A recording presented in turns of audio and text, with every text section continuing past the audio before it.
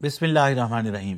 ہماری ویڈیوز آئین پاکستان کو سمجھنے کے حوالے سے جاری ہیں۔ آج ہم سمجھیں گے قرارداد مقاصد یا آبجیکٹو ریزولوشن، اس کا تاریخی پس منظر، اس کے اہم نکات اور اس کی قانونی حیثیت کے حوالے سے ہم جانیں گے۔ پاکستان کے آئینی سفر میں قرارداد مقاصد یا آبجیکٹو ریزولوشن بنیادی سنگ میل کی حیثیت رکھتی ہے۔ یہ وہ دستاویز ہے جس نے پاکستان کے مستقبل کے آئینی، سیاسی، مذہبی اور جمہوری ڈھانچے کی بنیاد رکھی۔ اس قرارداد نے یہ طے کیا کہ پاکستان کس نظریے پر قائم ہوگا اور ریاست اور عوام کے درمیان کس نوعیت کا تعلق ہوگا۔ آئیے اس کا تاریخی پس منظر جانتے ہیں۔ 1947 حصول پاکستان ایک نظریاتی ریاست کے طور پر وجود میں آیا۔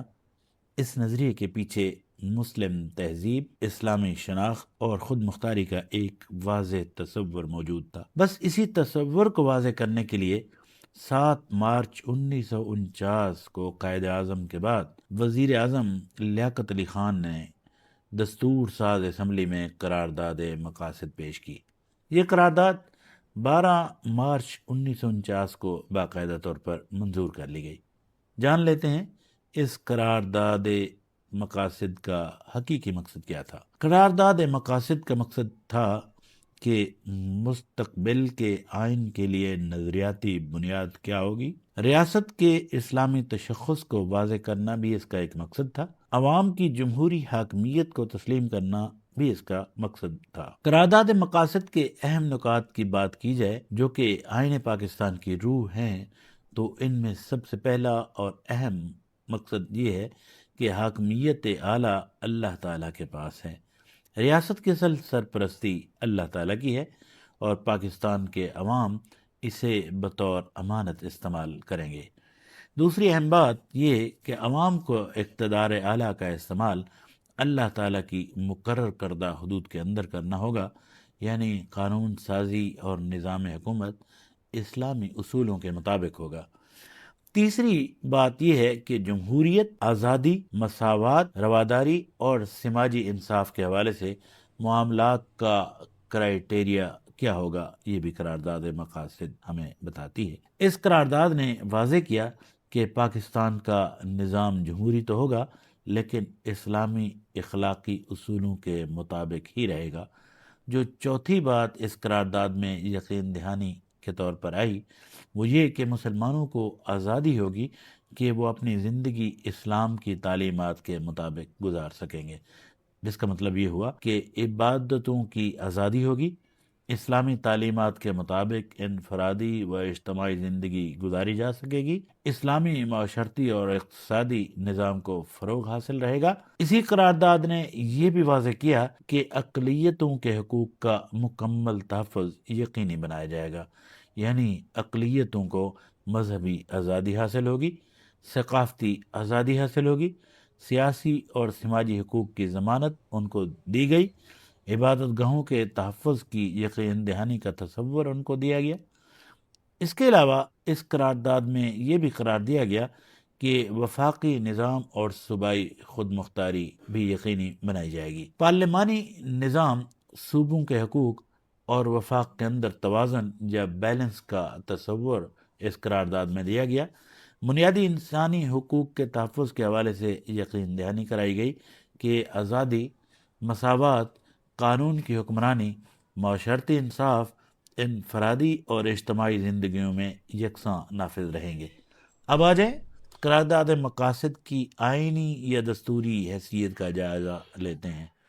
ہمارے ہاں پاکستان میں اس وقت جو دستور ہے وہ 1973 کا دستور ہے۔ اس دستور یا آئین سے قبل 2 دستور 1956 اور 1962 کے دستور کانسٹیٹیوشن اسمبلی نے پاس کیے تھے، اور ان دونوں دساتیر میں قرارداد مقاصد یا آبجیکٹو ریزولوشن پریمبل یا دیباچہ کے طور پر تو شامل رہی، جس کا قانونی مطلب صرف یہ تھا کہ یہ رہنما اصول ہی ہیں۔ اسی طرح 1973 کے آئین میں بھی اسے رہنما اصول کی حیثیت حاصل رہی، لیکن 1985 میں آرٹیکل 2A کا اضافہ کر کے قرارداد مقاصد کو آئین کا قابل نفاذ حصہ بنا دیا گیا۔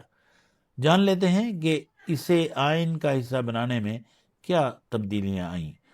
آرٹیکل 2A کے تحت قرارداد مقاصد آئین کا سبسٹینٹو پارٹ یا لازمی حصہ قرار دیا گیا، یعنی یہ آئین کا حصہ بنا دی گئی، گویا اس کے بعد عدالتیں اپنے فیصلوں میں اسے حوالہ دے سکتی تھیں۔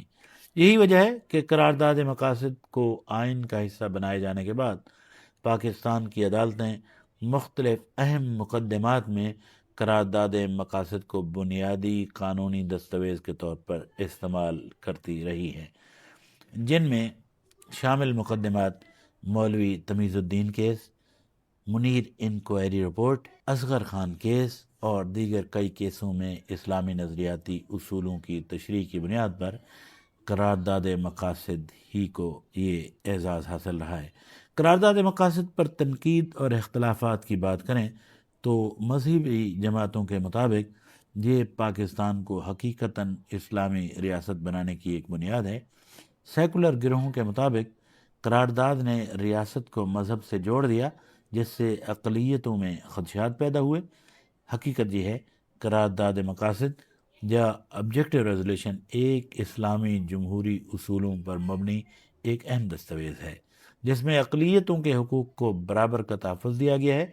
ہم یہ کہہ سکتے ہیں کہ قرارداد مقاصد پاکستان کی نظریاتی بنیاد، آئینی سمت، اسلامی تشخص، جمہوری نظام، اقلیتوں کے حقوق کا تحفظ کے حوالے سے ایک فریم ورک کی شکل ہے۔ یہ پاکستان کے آئین کی روح یا اسپرٹ آف کانسٹیٹیوشن اور قومی نظریہ آئیڈیالوجی آف پاکستان کا بنیادی جزو ہے۔ ملتے ہیں دستور پاکستان کی تعبیر و تشریح کی ایک اور ویڈیو میں۔ چینل کو سبسکرائب کرنا نہ بھولیں۔ اپنا بہت سارا خیال رکھیں۔ مجھے اجازت دیں۔ اللہ نگہبان۔ والسلام علیکم ورحمۃ اللہ۔